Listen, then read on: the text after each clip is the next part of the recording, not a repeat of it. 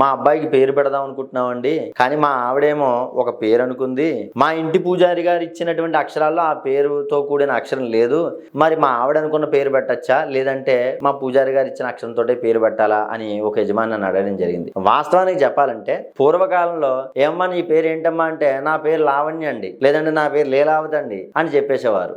వారికి date of birth, place of birth, time of birth తోటి అంత నిమిత్తం ఉండేది కాదు.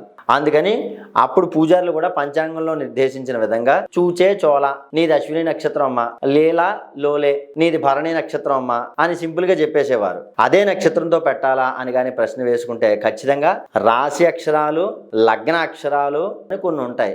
ఆ నామాలతో లేదా ఆ నక్షత్రాలు ఈ జన్మనామంలో పెట్టుకోవడం వల్ల ఆ వైబ్రేషన్ వల్ల మంచి ఫలితాలను పొందవచ్చు అని చెప్పేసి శాస్త్రం. ఆ వ్యక్తికి సరైన రీతిలో నిర్దేశించదగినదిగా ఉండేలా ఆలోచించి మంచి పేర్లు పెట్టుకోండి. దైవీ సంబంధమైన పేర్లు పెట్టుకోవడం మరీ మంచిది.